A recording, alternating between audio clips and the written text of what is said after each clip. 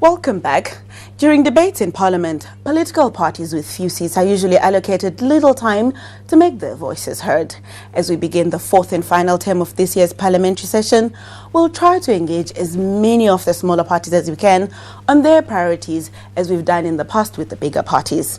In doing so, we are now joined by the leader of the UDM, General Bantu Holomisa. Thank you for joining us. Thank you, ma'am. The year is almost over. What's still left for the UDM? Well, the United Democratic Movement will be joining the other parties to wind up its work in Parliament this year. High on the agenda is to participate in the few amendments, especially in the Environmental Management Act. And in there we will be participating in the Biodiversity Amendment Act as well as the Waste Management. And of course, we are looking forward to hear what the Minister of Finance is going to say on Thursday. Any particular legislation that you would like to see done and dusted before this year is over? Well, the only debate legislation I would have liked to see that we wind it off is the famous Info Bill, as well as the white paper on climate change and white paper on defense review. I had hoped that we would have finalized those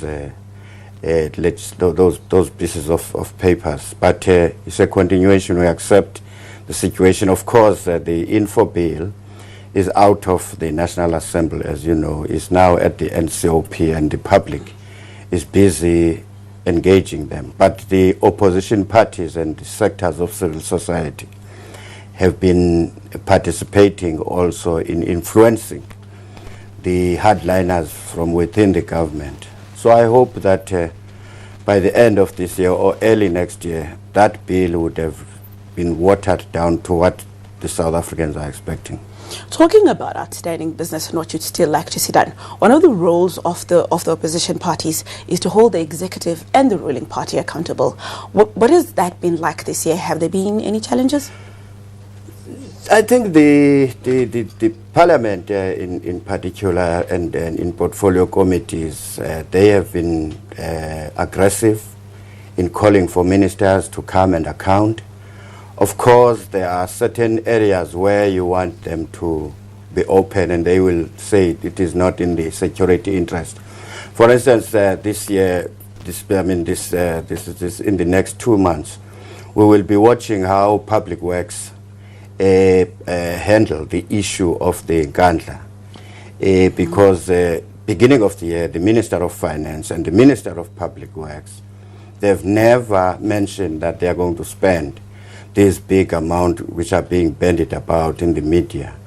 And even Minister Nxesi didn't say it is not there. He said, yes, we are doing it because we need to improve the security of the president. But the rules and regulations concerning that, you are not supposed to spend more than 100,000 rands for a security improvement in a house of a cabinet member. So in this case, we're talking about 248 million. Why must we build a house within the yard of a president, in his private yard? We need to be, the South Africans need to be assured that this is not part of a looting spree. Are you expecting that, amongst others, to come out of the mid-term budget policy statement this week? The Minister of Finance is duty-bound to make a reference on that. Otherwise, it will be a cover-up if he doesn't explain himself. On what basis did he release those monies to go and build private houses in a private property of Mr. Zuma? This is not a banana republic. There's been talks about opposition coming together about a coalition of sorts. Is that something that the UDM is actively engaged on, and for what reasons, if so? Well, we have heard that noise before, and I support the debate, but the UDM will participate if you are talking about establishing a new movement or a coalition, not a co-option approach. So whoever is dreaming that you would rope Holomisa in and UDM into his or her own party is wasting his time or her time. But on a serious note, the transformation in the opposition benches in this country is needed because we are being viewed as representing interest groups. Whereas on the other side of the ruling party, you can see that the non-racialism is reflective.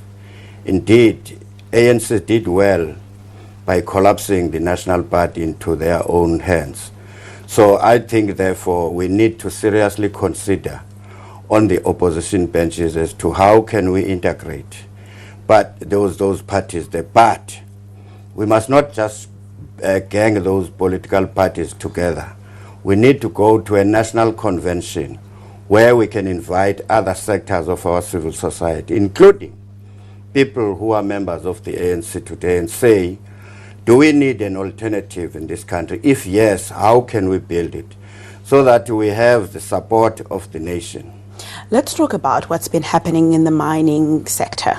There's been losses both sides, for both the employer and the workers. Do you think there's something that Parliament and members of Parliament could do to remedy that situation? No, there's nothing you can do there because the laws of the country are in place. What I would advise the government to do is to rein in on mine owners, to say, man, you are paying these workers peanuts. You are complaining that you are losing billions and billions if the people are on strike for 5 days. But when they say, please add 4,000, you say you cannot afford.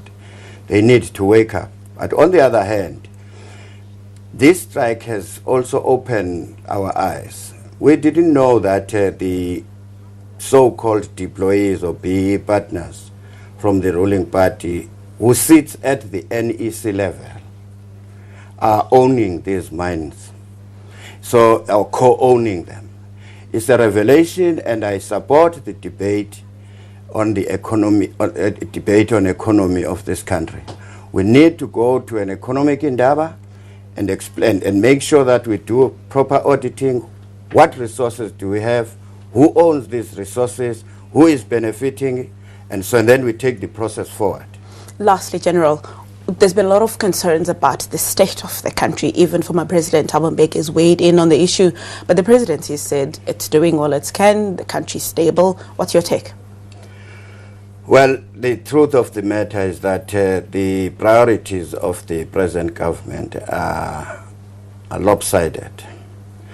And we thought that when Zuma was dislodging Mbeki in Polokwane, he would improve the situation. But it looks like we are regressing on a daily basis. And frankly, even Mangaung, I don't think you are going to see any change, because all those people who want to ascend to union building or to the presidents of the ANC, some of them, or if not all of them, they have not told us exactly why they want to remove Zuma. So we are going to continue for the next 2 years. But the electorate and voters there, I hope by 2014 they will be wise this time around. We cannot allow a government abusing state resources, people building their own private homes, using taxpayers' monies. That is not acceptable. General, thank you very much for joining us. Well, the NCOP debates crime statistics and what the government is doing in the fight against criminals. That's our story after the break. Don't go away.